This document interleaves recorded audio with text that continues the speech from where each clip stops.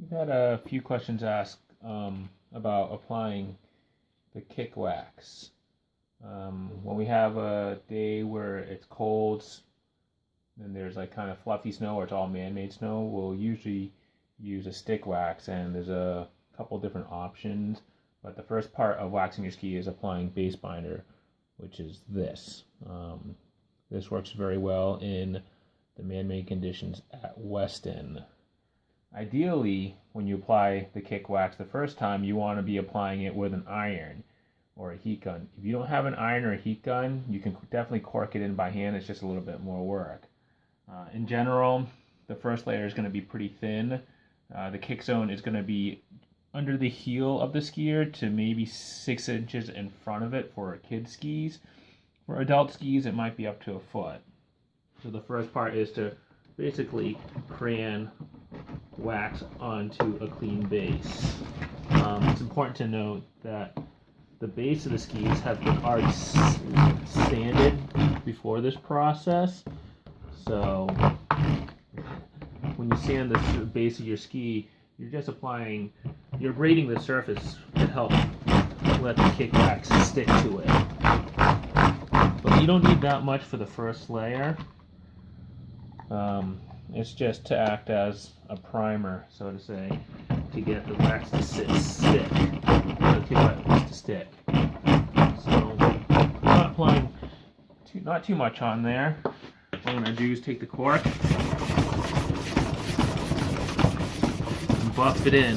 You can see how it goes from that white, clumpy look to a more smoothed out look.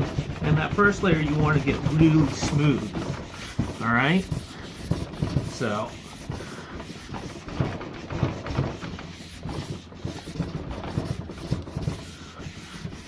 I'll go back and forth a few times. Depending on the day, we might use different colors based on the snow temperature and the snow type.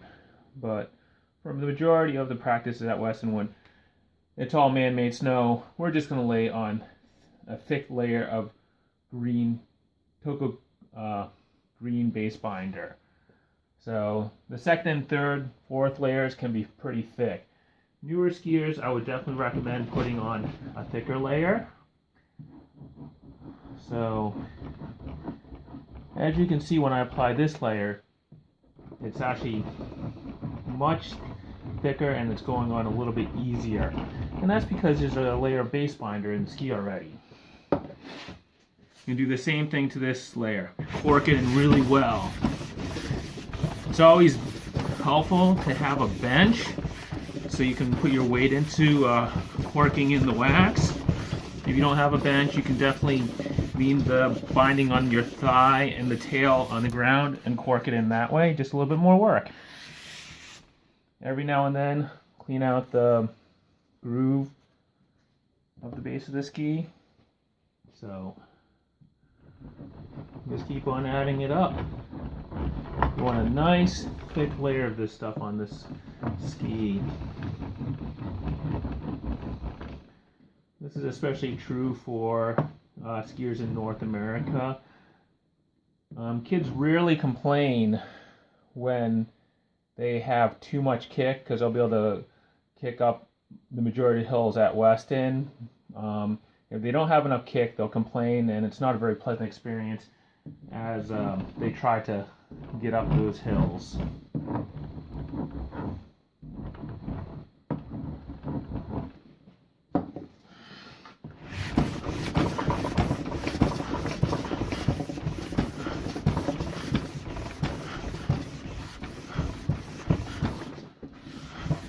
You should notice when I'm using the cork here, I'm pushing back and forth.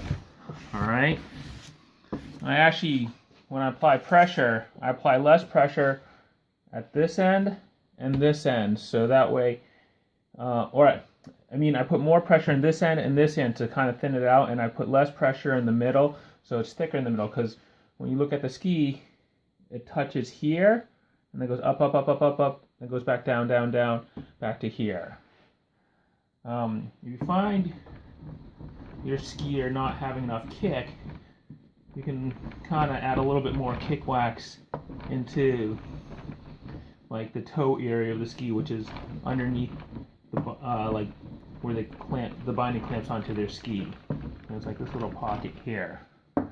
So once again, cork it in, and you can see how the wax kind of disappears right into the ski. I want to have it kind of smooth looking.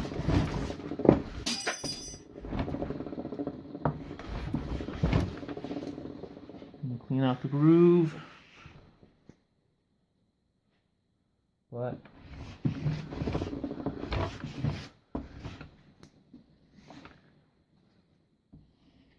clean out the sides. Corking a little more smoothly, but this is how I would apply the Kickwax to my kid skis. There's a little bit more in the middle, and it just gives them a little bit more grip. Keeps them happy. So that's how you apply base binder green or stick wax to your skis.